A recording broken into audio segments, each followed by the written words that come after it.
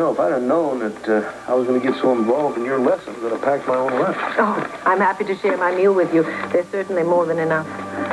Well, I do wish you would stop staring at me as if you had never seen me before. well, I can't help it. You're full of more surprises than a litter of newborn pups.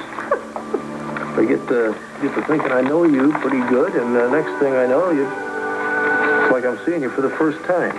Well, good heavens, what provoked such an idea? Well, for one thing, your talent with kids. Well, you've seen me with the children before, thank you. Yeah, but I wasn't aware of how special your talent was before.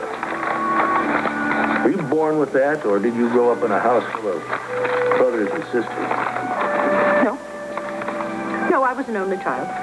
Although I often wished that I'd had brothers and sisters. Well, they can sure keep you from being lonely. If you get along with them, that is. I must admit, I've seen May at times when I'm sure she quite liked to have wrung her buddy's neck. And yet it is very obvious how deeply they love each other. Yeah, I'm kind of sorry that you didn't get to experience that firsthand.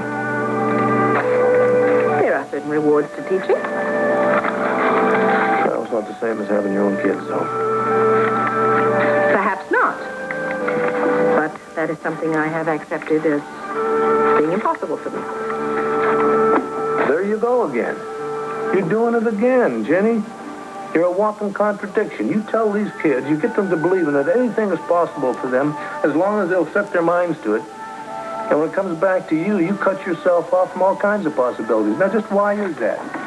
Because I am a very practical and a very realistic woman. I know my limits, and I know that it would be a waste of my time to harbor any great expectations of overcoming them. Randolph Lord was not any great expectation. No, he was a surefire thing. And I'll bet you dollars to donuts that he was willing to offer you a hell of a lot more than a night at the opera if you'd have just given him a chance. All right, I'm sorry. I know you'd like to toss me out of here on my ear for bringing this thing up, but I care about you. And I'd like to see you happy. Happiness comes in an array of shapes and colors. It is different things to different people. Just because marriage proved to be a burden for your poor mama doesn't mean it's going to turn out to be the same thing for you. Now, trust me, I know that you don't have to fear that. It was not entirely fear that has kept me a spinster all these years. It has also been a sense of responsibility and of fairness. That's one of the reasons that I refuse to see Randolph anymore. What's responsible and fair about breaking some fella's heart? Because there is one thing that I cannot give to Randolph, or to any man for that matter, and that is a family. The doctors have told me that I can never have children.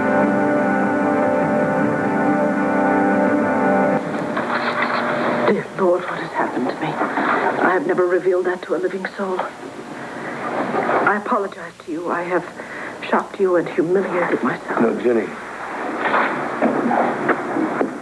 There's no reason to apologize. And please don't be humiliated. I pushed too hard and you blurted out your feelings, but please don't be humiliated. Yes, I am shocked. I'm shocked, but only because what you just told me cannot possibly be true. I beg your pardon? Well, somebody obviously has made a mistake. How dare you say that? It just doesn't make any sense. It doesn't make any sense? Well, would you like to hear the facts, Mr. Buchanan? When I was younger, I had a very serious illness, which left me barren.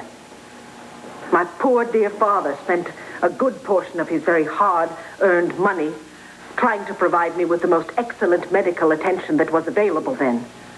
As a result, I was cured of my illness. But more than one doctor warned me about its very devastating and lasting effects. Jenny, you're talking about something that happened a long time ago. What, 15, 20 years? Science wasn't all that far advanced. It still hasn't come all that far. But every day there are new discoveries. Discoveries that nullify theories that used to be considered the gospel. You may be very knowledgeable in the field of science, but you are not a doctor. No, I'm not. But I do know that doctors are not infallible. They're blood and guts human beings, just like we all are. They make mistakes and have misconceptions, just like we all do. Now, who knows? If you went to a doctor now, one of the young doctors is just fresh out of medical school and has all this new knowledge at his disposal, he might find out that you're not barren at all.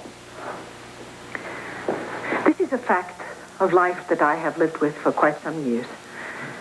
And I do not wish to discuss it any further. Jenny, look, you can't just drop something like this that's so important. Please, I have accepted it. Just as I now accept the fact that you will change your attitude toward me. What are you talking about? I'm not going to change anything of mine toward you, least of all my attitude. Oh, Clint, please. You've taken such pleasure and such joy in believing me to be something other than the spinster schoolteacher. But that is what I am, and that is what I will always be. No. No, what you are, Miss Jenny Fletcher, is a bright, gentle, intelligent, kind woman. Now, that's how I've always thought of you, and that's how I always will think of you. But you will look upon me with pity. Pity? Pity you? A pig-headed, stubborn, independent woman like you. Not me, not on your life. I have a desperate need for fresh air, excuse me. Well, go ahead. Help yourself. You, sir, are possibly the most obstinate human being that was ever put on this earth. It's in the genes, Jenny. It's in the genes.